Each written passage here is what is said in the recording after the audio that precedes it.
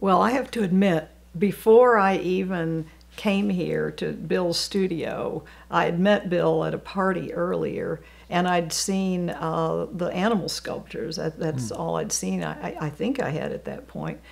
And I already suspected that it would be fun to work on a project with you, but I hadn't seen this new work. And so then when I walked into your studio for the first time and I looked around at these things on the wall, and I just said, wow, they're so evocative and so complicated at the same time that they're incredibly simple, that I just wanted to rush home right that minute and start writing things, which almost is what I did.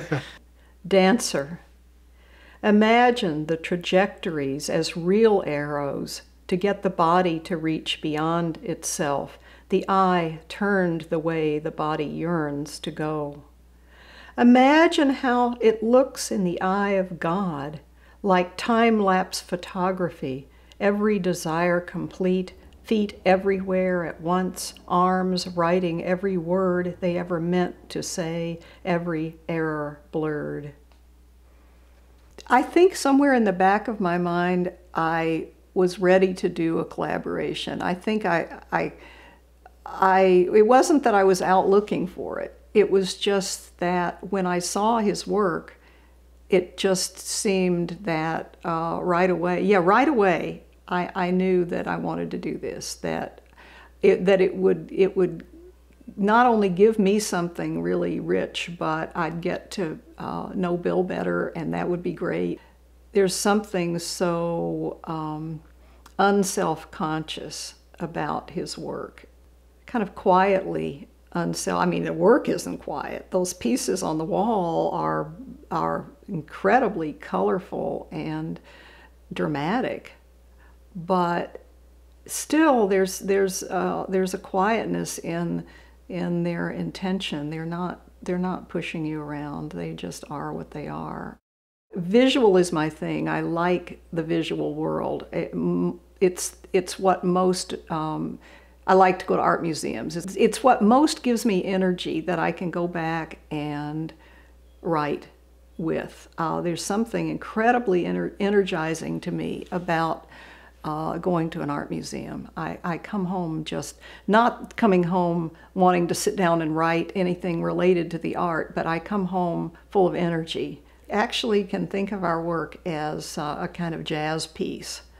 That one of us is riffing off the other, and the other is riffing off, and then picking up on something. Of course, it's not a jazz piece in the sense that it's separate individual pieces, but the quality of the exchange is like jazz, I think. Yeah. Some of I would say that some of the poems,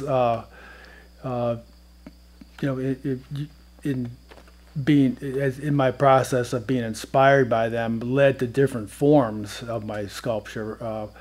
It became more three-dimensional, for one thing. They began to come off the wall quite a bit. The first pieces that I did that Fleda saw that night over at our house was they were small and relatively flat on the wall, whereas the later work became much more.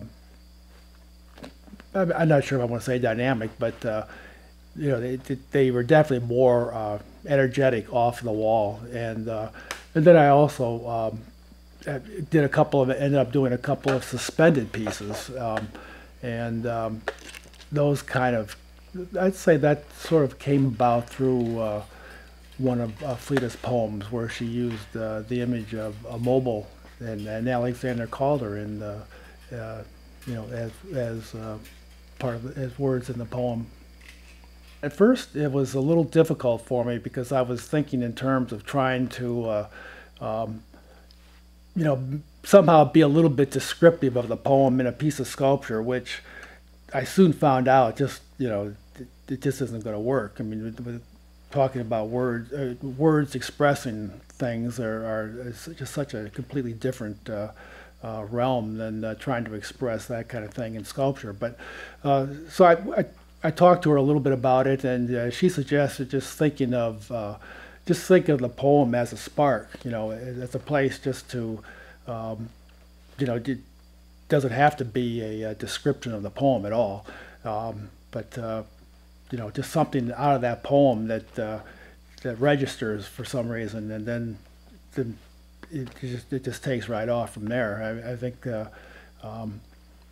it's kind of still getting to the same place, only going through a different door, so to speak. Bill and I have spent years and years studying, doing what we do, and that's why I think that after a while, after you've spent years and years learning your craft and studying, then you can let go in a way that you might not have been able to, that I wasn't able to at 20 or 30, and trust the instincts, because they're not just instincts, they're trained instincts.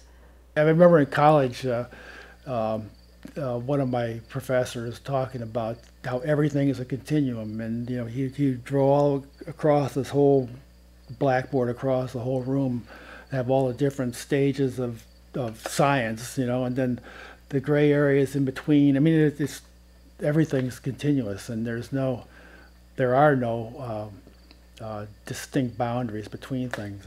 That's all arbitrary, and between life and death too, I suppose.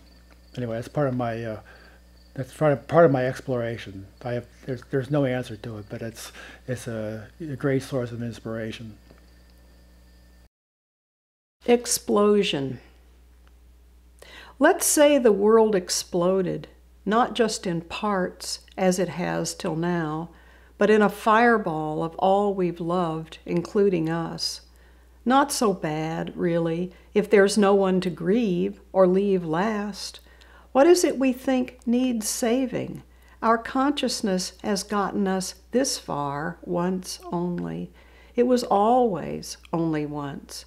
Every glorious bloom open and shut.